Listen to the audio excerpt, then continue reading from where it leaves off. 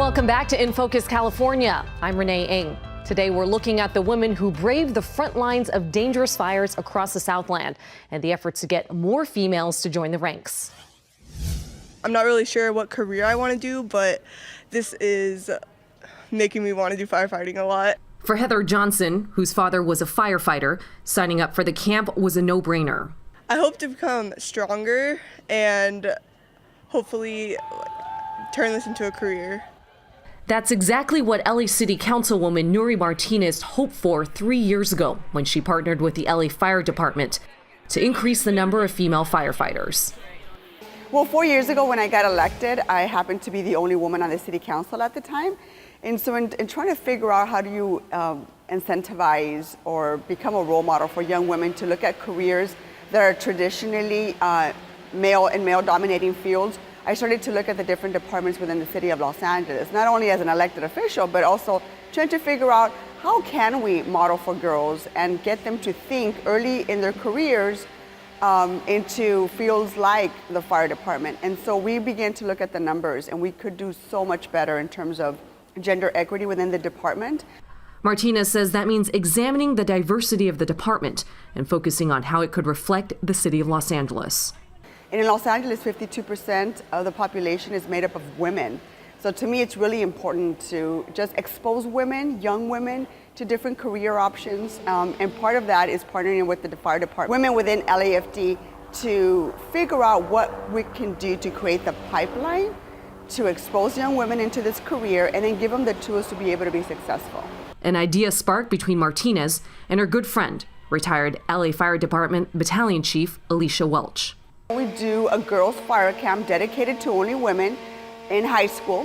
And why don't we go to different parts of the city to try to not only bring the camp to the girls, but try to reach every single square inch of our city and its diversity. And so what we did is we partnered with the local high schools. And so we made friends with the principals and some of our teachers. We have a lot of supporters at some of our schools. That's how the girls' camp ignited, teaching women not only what it takes to become a firefighter, but giving them a boost of confidence along the way. It's very empowering. We're always motivating each other. We're always, encouraging, always letting us know, like, we're always there for you. I learned that they got to go and use chainsaws and saws to cut wood and stuff, and it was really interesting because, I didn't know. I thought they were just going burning buildings with their stuff and the oxygen tanks, and they talk and everything. I think it's really fun. I like the physical activity that we get to learn on what we have to do and what it takes to be a firefighter, and I think it's good for everyone. But it's not only drill after drill at the camp. Physical fitness is another important aspect. Fire Inspector Gail Sonoda says it's vital in order to avoid injuries on the job. The majority of people that fail from our fire academy is because they're not physically prepared. And it's sad because they had gone through a long process to get here. To be physically fit on the fire department is very important because it's, we're saving lives and we're putting ourselves at risk. Maintaining physical fitness could mean the difference between a short career and a long one, anywhere from 30 to 40 years, according to Sonoda. Training the right way, training smart, training hard to prevent injury and increase longevity on the job. Not only was the 2-day camp physically challenging, but also mentally, especially when it came to climbing this. First of all, it's going to put me out of my comfort zone because I'm really kind of scared of everything. But I keep that on the low so people won't know. But really, it just looks really scary, but I'm going to try because there's a first try for everything. Well, I kind of felt like I was scared, like I wasn't going to fall down, but I knew that I was attached, so it kind of lowered my stress levels a little bit, yeah. For the girls here who don't become firefighters, they still learn something valuable. They face their fears. And for those who go into the fire service, Councilwoman Martinez says she wants it to become the norm.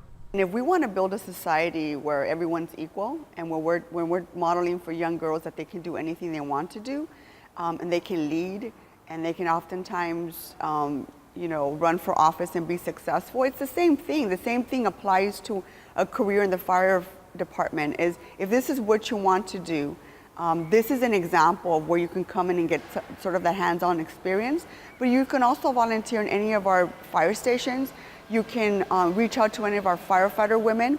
They all have support groups and mentoring groups that you can sort of tap into. Get a buddy within the fire department. Contact my office. I'm happy to connect you with any of these amazing women, and they will teach you the ropes on how to be able to be successful on the test, how to apply, how to get into the academy. And then once you're in the academy, we also need to support them as well. It's very rigorous, and oftentimes people will not complete the fire academy because it's so difficult mentally and physically. So we also need to instill in the young girls, once they become accepted into the fire academy, we want to support them and make sure they're successful so they can graduate. What is your department? LAFD! LAFD! LAFD! Woo! Thanks again for watching In Focus California today. If you're interested in seeing all of our episodes, you can go to spectruminfocus.com, and you can also follow me on Twitter @ReneeNg, where you can get the latest updates on the show. I'll see you next week.